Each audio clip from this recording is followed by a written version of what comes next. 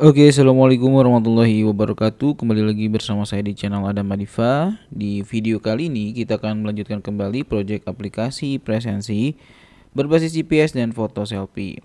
Oke, sebelum kita melanjutkan ke penerapan jam kerja berdasarkan departemen, nah di sini dari teman-teman itu ada yang melaporkan beberapa bugs kembali, misalnya ada beberapa error yang terjadi di aplikasi ini. Oke, salah satunya yang pertama adalah ketika si karyawan tidak memiliki jadwal presensi, nah maka itu akan terjadi error. Nah contohnya seperti ini ya. Contohnya misalnya karyawan atas Hilman Firdaus nih. Misalnya Hilman Firdaus ini dia tidak memiliki jam kerja atau jam kerjanya belum disetting gitu ya, atau salah satu hari gitu ya, dari Senin sampai Sabtu ini ada jam kerja yang belum disetting. Contoh misalnya kan hari ini hari apa, tanggal 24 Agustus itu hari Kamis ya. Contoh misalnya hari Senin udah disetting nih, udah disetting semuanya ya. Nah hari Kamis belum ya, hari Kamis lupa disetting nih, lupa belum disetting contohnya ya. Nah kita simpan. Nah ini yang akan terjadi ya. Kalau kita cek di sini ya, semua hari sudah disetting kecuali hari Kamis. Nah ketika si karyawan tersebut tidak memiliki jam kerja atau tidak memiliki jadwal kerja pada hari ini gitu atau pada hari tertentu, nah maka ketika si karyawan tersebut absen, contoh nih kita refresh ya. Ketika si karyawan tersebut absen, maka di sini akan muncul error seperti ini. Nama jam kerja on null. Nah, error ini disebabkan karena si karyawan tidak memiliki jadwal jam kerja pada hari Kamis. Ya, tadi kan kita belum disetting hari Kamis jam kerjanya apa gitu ya. Nah, kalau misalnya kita setting di sini, nah ini bisa gitu ya. Nah, dia bisa absen. Ya, kita klik lagi. Nah, dia bisa absen normal ya. Normal kan, dia bisa absen gitu ya. Nah yang jadi pertanyaan, bagaimana caranya mengatasi supaya error tadi itu tidak muncul ketika si karyawan tersebut tidak memiliki jam kerja pada hari tertentu gitu ya. Nah jadi kita tidak kita tidak akan memunculkan pesan error ini ya. Misalnya kita coba nonaktifkan lagi misalnya ya si jam kerjanya pada hari ini, kita nonaktifkan, kita kosongkan lagi. Nah kita kosongkan seperti itu, kita refresh. Nah ini error lagi gitu ya. Nah supaya tidak muncul error ini kan errornya error hardcode gitu ya, jadi si kodenya ini kelihatan nih. Nah supaya tidak muncul error seperti ini, kita akan bikin notifikasi aja ya. Kita bikin notifikasi aja kalau misalnya si karyawan tersebut belum disetting atau tidak memiliki jadwal jam kerja pada hari ini, contohnya seperti itu ya. Nah caranya bagaimana? Caranya teman-teman tinggal masuk lagi ke presensi controller ya. Teman-teman masuk ke presensi controller, kita coba cari. Nah di sini ada presensi controller ya. Ada presensi controller, teman-teman masuk ke method create-nya. Method create. Nah, mana nih?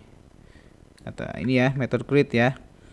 Nah, di sini kalau teman-teman perhatikan, di sini ada query variabel jam kerja, yang dimana si query ini dia menampilkan jam kerja pada hari ini gitu ya. Nah, jadi ketika misalnya hari ini itu dia tidak ada jam kerja, maka si variabel jam kerja ini atau si query ini dia akan bernilai nol. Nah, kalau misalnya kita mau buktikan, kita tinggal daydam saja di sini, kemudian masukkan si variabel jam kerjanya. Nah, ini kan error ya. Nah, ini hasilnya pasti nol. Ya, ini nol nih. Karena tidak ada ya jam kerja atas nama Hilman Firdaus di hari Kamis. Tadi kan hari Kamisnya belum disetting ya. Nah, supaya tidak muncul error seperti tadi, di sini kita akan bikin kondisi ketika misalnya jam kerjanya sama dengan 0, maka kita akan mereturn sebuah view dengan pesan error gitu ya. Nah, pesannya itu presensi. Untuk view-nya itu kita simpan di folder presensi, namanya notif notifikasi apa? Notif jadwal aja ya. Notif jadwal. Nah, notif jadwal. Oke, udah gitu aja ya. Oke, kalau sudah, ini kita kasih else saja, else. Kalau misalnya tidak null, maka tampilkan si halaman absennya. Tapi kalau misalnya jam kerjanya ini kosong atau null, maka yang akan kita tampilkan adalah si notif jadwalnya ini. Nah, kita bikin view notif jadwal di presensi ya. Di folder presensi kita bikin view namanya notif jadwal. Oke, mana nih? Di mana, di presensi ya? Mana nih file? Nah, ini presensi ya. Presensi, kita klik kanan, new file, kita bikin nama file itu notif jadwal.play.php. Nah, notif jadwal ini kita tinggal copy paste aja sih sebenarnya. Kita close dulu deh ya, supaya tidak banyak tab yang dibuka. Kita tinggal copy paste aja dari dari halaman create-nya aja ya. Kita copy paste dari halaman create-nya, mana nih? Create. Nah, ini ya. Kita copy paste saja. Nah, seperti ini. Cuman di bagian script-nya ini kita hapus aja semuanya ya. Kita hapus semuanya di bagian script ini karena kita nggak butuh. Kita cuma nampilin notifikasi aja. Ini untuk audionya juga kita hapus. Kemudian untuk mapnya kita hapus. Kemudian apa lagi nih? Tombol absen pulangnya, absen masuk dan absen pulangnya kita hapus juga. Kemudian bagian jam digitalnya pun kita hapus. Nah, yang kita butuhin cuman bagian ininya aja sih ya. Nah, ini kita hapus juga ya. Nah, cuman bagian atasnya aja nih ya. Nah, bagian row kemudian dengan margin 60 pixel, margin topnya ya. Nah, di sini kita tinggal bikin sebuah alert aja, div class alert. Misalnya alertnya alert warnanya kita kasih warning ya. Nah, alert warning, kemudian kita kasih paragraf di sini ya. Kemudian di sini kita bisa kasih keterangan, maaf misalnya Anda tidak memiliki jadwal pada hari ini. Misalnya silahkan hubungi HRD misalnya gitu ya. Oke, kita coba reload. Nih, kita coba reload ya.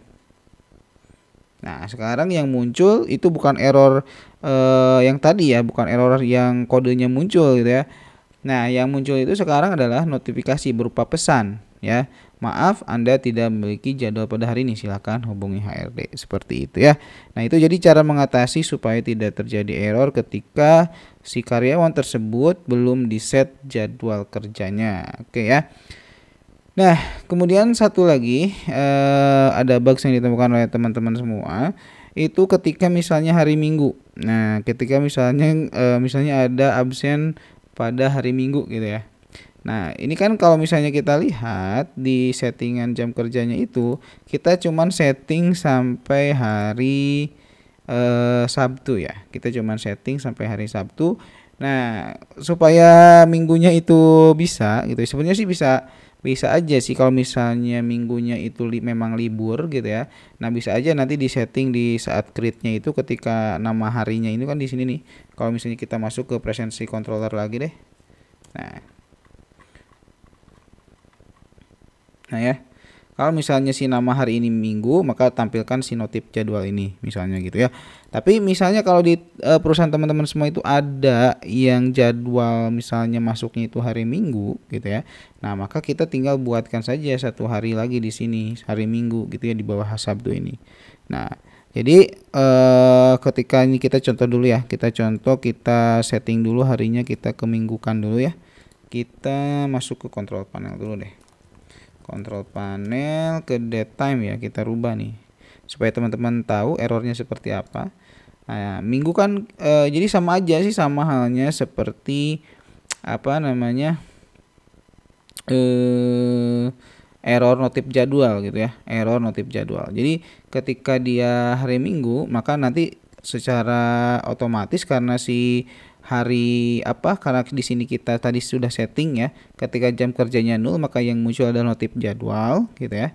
Nah, tadi sebelumnya itu errornya sama kayak tadi karena kan si hari Minggu tidak kita setting sebelumnya ya. Jadi errornya itu kayak tadi ya, yang muncul nama jam kerja 0 gitu ya. Nah, tapi karena kita sudah pakai ini, pakai kondisi seperti ini, maka ketika hari Minggu kita absen di hari Minggu, maka yang muncul adalah si notif jadwal ini. Cuman yang jadi permasalahan adalah ketika misalnya ada karyawan yang memang masuknya hari Minggu gitu ya. Nah, otomatis kan dia harus bisa absen gitu ya. Nah, kalau kita coba dulu ya, kita coba atur dulu deh si tanggalnya dulu ya ke hari Minggu deh biar teman-teman bisa lebih paham. Nih kita pindahin ke tanggal 27 ya. Kita pindahin ke tanggal 27 hari Minggu, oke. Nah, di sini ya kita oke. Nah, kita coba refresh. Nah, pastinya di sini harus login lagi karena kan beda hari ya. Udah. Oke, kita coba login dulu ya. Kita coba login atas nama Hirman. Oh, expired. Kita coba refresh dulu ya. Nah, refresh. Oke, ini ada error. Ini errornya karena tadi si seasonnya udah expired nih. Kita balik dulu ke sini deh. Nah, oke ya. Nah, kita masuk dulu ke menggunakan ID-nya atau nick-nya 888, password-nya itu 1234 ya. Kita coba login lagi. Nah, oke, udah berhasil login.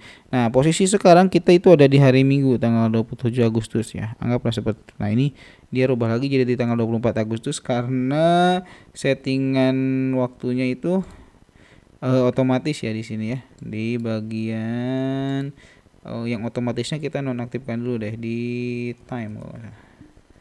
Nah, ini nih. Nah, ini set automatically-nya kita matiin dulu aja. Kemudian nah ini kita rubah lagi ke tanggal 27 aja ya. Oke, kita oke.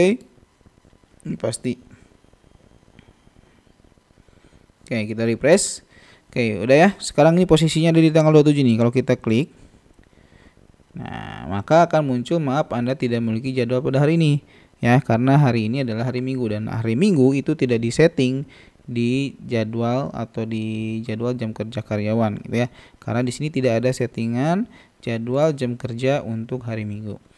Nah, cara mengatasinya gimana? Cara mengatasinya kita tinggal tambahin aja di sini jadwal jam kerja untuk hari Minggu. Jadi kita masuk ke file set jam kerja ya.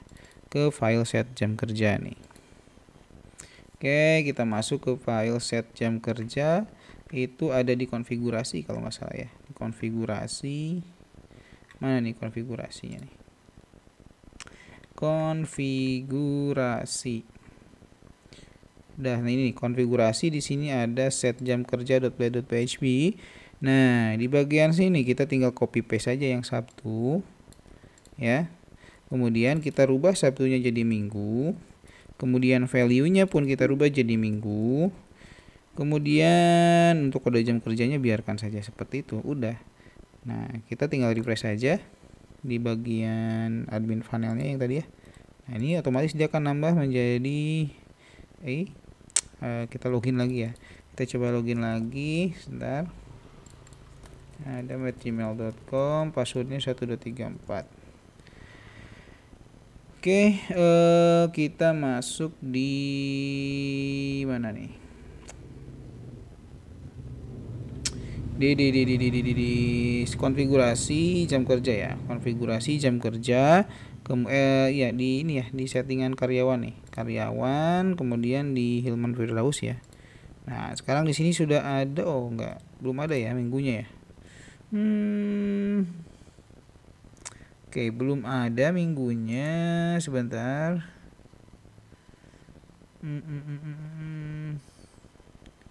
Oke, kita coba masuk ke konfigurasinya. Ke konfigurasi controller, set jam kerja ya. Kita masuk ke metode set jam kerja. Nah, ini ya. Oh, oke, di sini ada dua ya. Kalau misalnya kita sudah sebelumnya itu sudah menyimpan data jam kerjanya, maka yang ditampilkan itu adalah yang edit set jam kerja. Berarti kita rubah juga yang di bagian edit set jam kerjanya. Kita tinggal copy paste aja dari yang set jam kerja nih. Yang bagian hari Minggunya kita copy juga di edit set jam kerja. Nah, kita cari nih hari.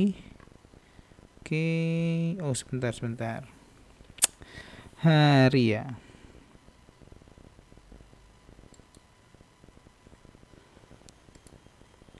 Oke, ini kita hapus dulu aja. Jadi kita reset dulu database-nya dulu ya. Kita reset dulu database-nya supaya si minggunya terbaca.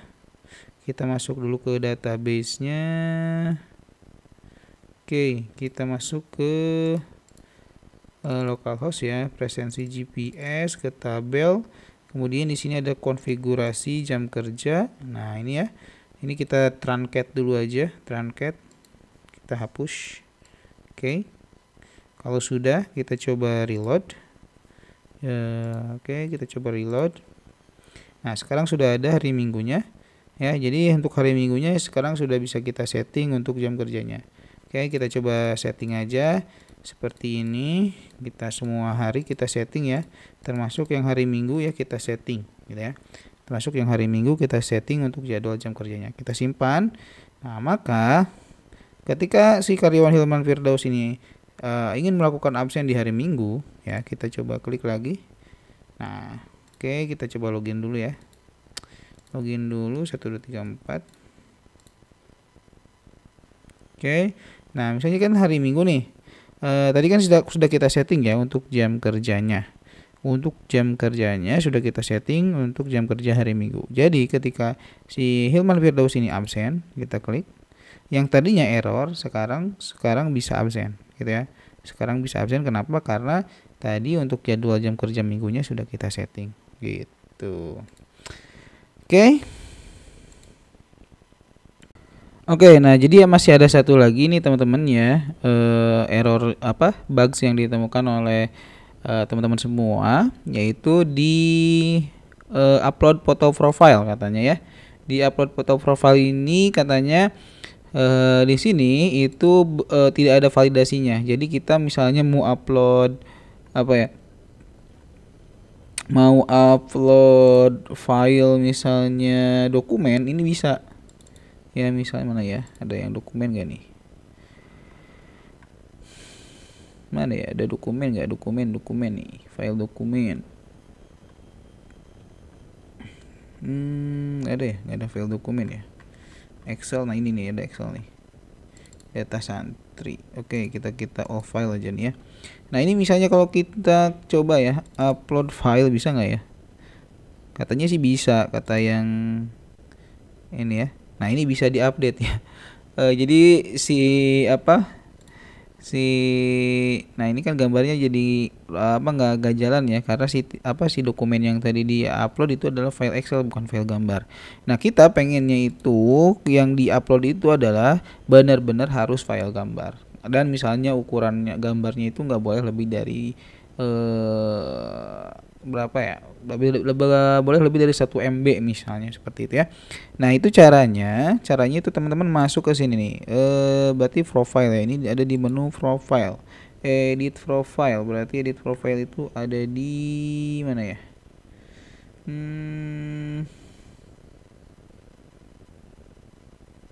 di presensi, kalau nggak salah di presensi. Nah di folder presensi ini ada edit profile ya, ada edit profile. Kemudian nih teman-teman lihat nih ya, di sini kan ada name-nya nih, ada name foto gitu ya, ada name foto. Nah sekarang teman-teman masuk ke presensi controllernya, nih di bagian update profile, ada nggak ya, update profile. Nah ini di bagian method update profile ya, di bagian metode update profile ini. Nah di sini kan dia menerima data nih ya lewat request ini nih. Nah sebelum disimpan ya, di sini kita bikin sebuah validasi dulu ya. Kita bisa menggunakan perintah seperti ini, request. Si variable request ini dari sini ya, request kemudian validate. Nah validate ya.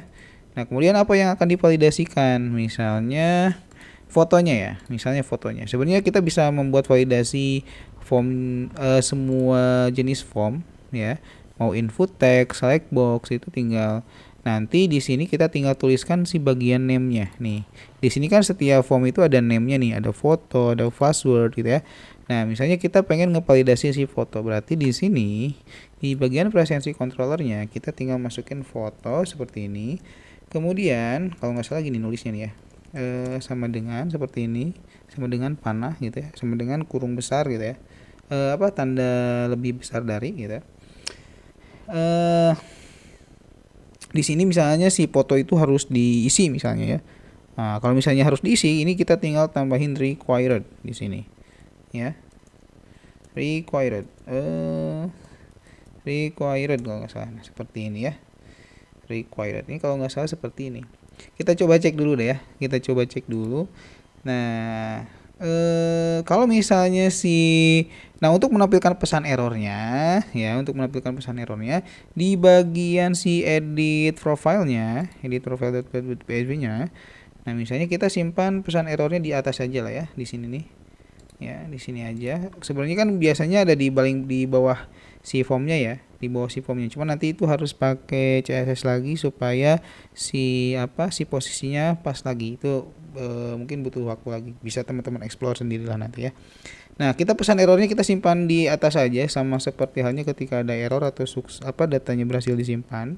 Nah, di sini kita kasih pesan add error gitu ya. Add error, kemudian name dari si formnya. Nah, ini misalnya kita foto ya. Berarti kalau misalnya si foto itu error, nah maka dia akan redirect lagi ke sini. Cuman di sini kita kasih pesan error, kita copy paste saja yang bagian atas ini ya, yang bagian alert warning ini. Nah, pesan errornya kita kasih seperti ini. Misalnya error message-nya itu apa ya? Kalau nggak salah itu kita bisa nampilin error message-nya di sini. Ya, kita bisa nampilin error message-nya. Kalau nggak salah kita coba cari dulu deh di Google ya. Saya agak lupa nih. Request, nah validate image atau request validation ya. Request validate 9 coba ya. Nah, ini nih. Kalau nggak salah itu di sini kita bisa nampilin pesan errornya itu dengan menuliskan message. Mana ya? Session error, bukan yang ini, bukan ini. Sebentar.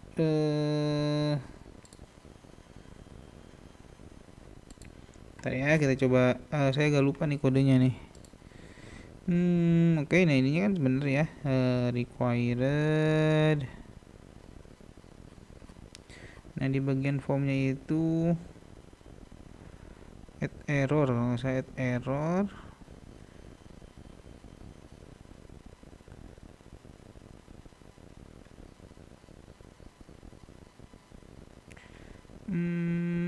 Apa ya, lupa lagi nih. Sebentar ya. Sebentar. Kalau nggak salah itu kodenya itu tinggal masukin error aja gitu ya. Nah, ini aja deh. Kita coba ya. Bentar, ininya bener, udah bener sih kayak gini. Count errors. Nah, error kayak gini ya. Variable error kayaknya. Variable errornya.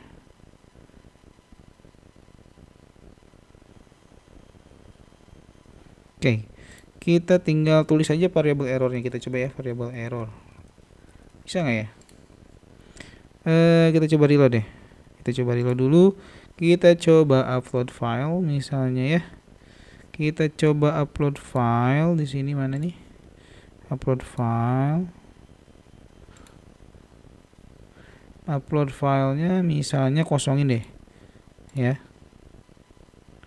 Nah, ini variable errornya bukan variable error, lupa lagi, maaf ya. Saya coba ini dulu deh, saya coba cari dulu sebentar ya. Oke, nah ini bukan variable error ya, tapi variable message, maaf ya, variable message aja gini. Coba ya, kita coba lagi nih, variable message. Nah, oke, kita coba lagi profile, kita kosongin si fotonya.